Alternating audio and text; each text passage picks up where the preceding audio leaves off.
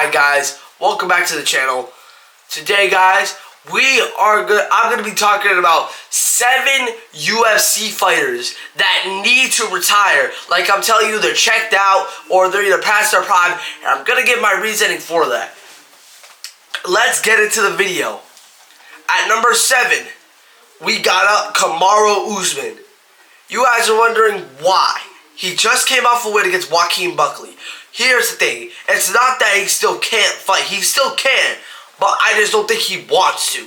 Because as of earlier, he got a fight request to fight Dricus because he wanted a title shot, but they give it against Islam.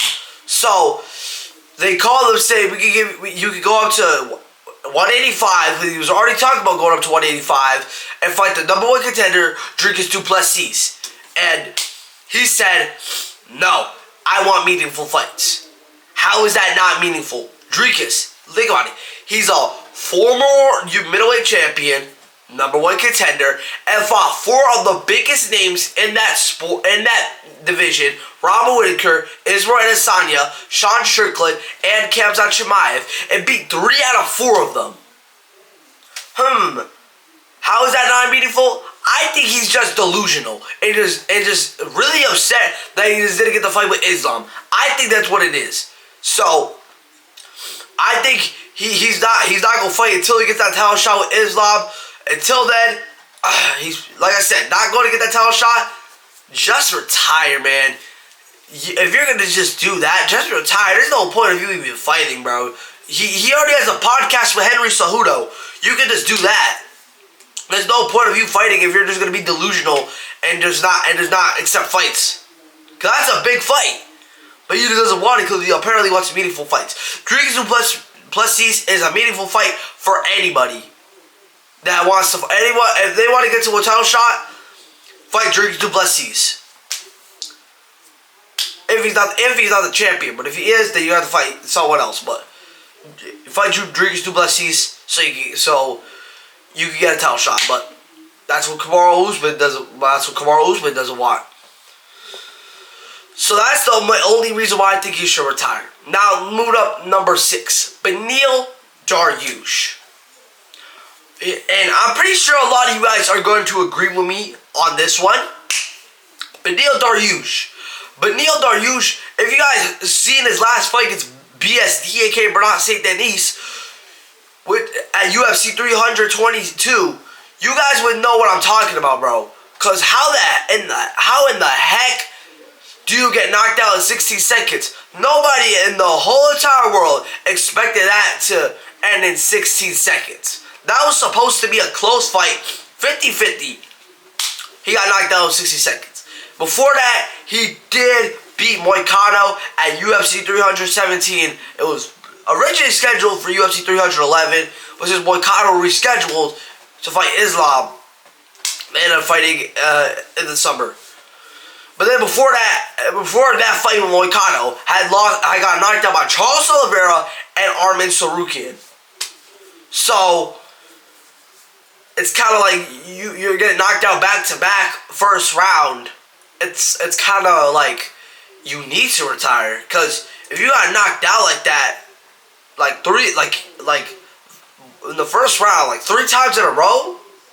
Well, not in a row, 2 times in a row, won a fight. Then he got knocked out in the first round again. This man needs to retire. He said he wants to fight till he gets hit really hard. He gets knocked out really bad. He got knocked out really bad in that fight. He claims it was an early stoppage, but I just think that he's just done. And if you look at the wrestling, he's really good at wrestling. You can see the way he looks now versus like back then in his prime days. You would see the difference with the wrestling. So that's why he needs to retire. Now, moving up to number 5, Edson Barboza. Edson Barboza, it's not been looking good. I think nowadays Edson Barboza can't even take a good shot, like a clean shot, like how he used to. Because, bro, look at his fight. If you look at his fight at UFC 322, you would see what I mean. He didn't look good in that fight at all. Jalen Turner was completely dominating him, and the fact is that was Jalen Turner's comeback fight coming out of retirement for a little bit. So for that to happen to you is wild. He did say he promised his family he would retire. He didn't even retire after the fight. They had this whole thing where that was going to be his last fight. Dude didn't even retire. So what the frick was that about? Like that makes no sense. Does that make sense to any of you guys? Because I'm pretty sure the fans out there would know that makes no sense. But my man just needs to stop. He's gonna get hurt. It's gonna be bad for him if he keeps fighting. He needs to stop. But now moving up to number 4, Robert Whittaker. Robert Whittaker, he's done as well. He lost to Kevin Chimaev. Got submitted in the first round. His jaw broke and there was teeth that came out. And then came back, had a comeback fight because of that against RDR, Ryder the Ritter. A UFC Abu Dhabi. How the heck did that even happen? I thought that was obvious Robert Whittaker was going to win. The first 2 rounds, he looked amazing. And I forgot it was the third or second round. I forgot exactly what it was. He dropped him. And then apparently I feel like he just got too comfortable for where Ryder the Ritter managed to catch up and win the fight. Robert Whittaker, I just think he doesn't have that hunger like how he used to have. And I just think he's just done. He shouldn't be fighting no more. He's old. I feel like towards where he got older, he started getting hit a lot more. And he got knocked down you guys remember when he got knocked down from Israel Adesanya? That's when I feel like it started. The whole him losing his prime started. But Robert Whittaker, I think he's done. Like I said, doesn't have that hunger no more. Now he wants to move up to 205. Yeah, bro's probably going to be getting knocked out consistently. I'm going to tell you guys that right now. But now, let's move up to number 3. Moving up is Vicente Luque. Vicente Luque, he needs to retire. Because if you guys look at his loss to Jeff Neal, that was not good for him. It was a good fight. Then he just got knocked out. I think after he got knocked out, that's when he lost his pride. Because if you guys really think about that dude was probably one of the best welterweights at one point. I thought he was gonna get a title shot. I'm surprised he never did. But after that loss to Jeff Neal, I think he gotta change him because that's when. It's kind of like with Chuck Liddell. When Chuck Liddell got knocked out for the first time, he wasn't no good no more. He kept losing consistently. I feel that's what it is with Vicente Luque. He got knocked out from Jeff Neal. He had one of the best chins, and then got knocked out from Joaquin. Even though that makes sense because it's Joaquin, but then he did get submitted by Kevin Holland, which was surprising because that was Vicente Luque's best choke. So I was so surprised that even happened. And then at UFC Rio, lost to Joel Alvarez. And Joel Alvarez had to take a short notice and had moved up to 170. Because he was at 155.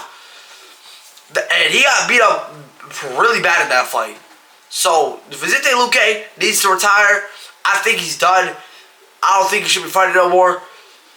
He's going to fight Kyler Dalkis. If you guys don't know what I'm talking about, the name's up here. He's moving up to 185. To fight Kyler Dalkis for UFC 327. My man's done. I think he's gonna be cooked. He's probably gonna get submitted again. Now moving on to number 2. It is Gilbert Burns. Gilbert Burns on a 4-loss losing streak. 4-loss losing streak. Like, come on. His last win was against Jorge Masvidal, and that was like 3 years ago. 3 years ago. Then he lost to Bilal Muhammad, right? Not bad, but Bilal did take a short notice. Then he got knocked down from Jack Della Maddalena. Not bad. That's not a bad loss either. And then lost to Sean Brady. I thought he was just losing the top dudes, but then lost to Michael Morales. I know Michael Morales is in the top 5, but he wasn't even in the top 10 at that time when Gilbert Burns fought him. So that's where it's adding up. Gilbert Burns, I feel like he just taking too much punches to the head, especially in that camp. If you guys saw that Camp Chimaev fight, that was he didn't get hit a lot in that fight too. So that's why I say Gilbert Burns should retire. He's not. I think he's just done. And now he's gonna fight Michael Malott. He's getting knocked out, and hopefully he retires. If he still keeps fighting, then yeah, he's probably going to be on a big losing streak like how Tony Ferguson was. And now, lastly, at number 1, Michael Chandler. And I'm pretty sure some of you guys are going to agree with this because it's Michael Chandler and he's a big name, but he needs to retire. Think about this. He won his debut in the UFC against Dan Hooker. Right, then after when Khabib Nurmagomedov retired, he got a title shot against Charles Oliveira. Wasn't the champion for the vacant belt. He did go to that first round, almost knocked out Charles Oliveira. But in that second round, Charles Oliveira immediately pressed forward and knocked him out. And then got a fight with Justin Gaethje, which was a really good fight. Probably one of the best lightweight fights in the history of the UFC. But lost. Then fought Tony Ferguson.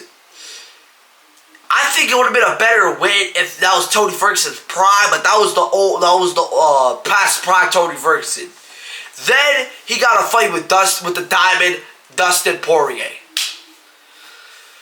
It's not a bad loss either. It was a really close fight. I remember he got him in the corner during that fight, but then eventually he just got submitted. And then at UFC 309 gets a rematch with Charles Oliveira, not for a title shot, but for a 5-round co-main event. It was a really good fight as well, but he lost because of his gas tank. And then recently, his recent fight was in 2025 at UFC 314 against Paddy the Baddy. Got schooled for 3 rounds. Michael Chandler has a horrible gas tank. I think when he got into the UFC, he was already past his prime. His prime days were definitely at Bellator, especially that fight where he had with Eddie Alvarez. That was a classic. But I didn't think Michael Chandler's past it. He's 2-5 in the UFC, so it's like you guys have to agree. But if you guys don't, it's probably just those fans who are big fans of Michael Chandler. But that's gonna be the end of the video, guys. Comment down below if I skipped any names. I'm pretty sure I did. And comment down below if you guys want to see part 2. And for now, I'm out. See y'all in the next one. Bye.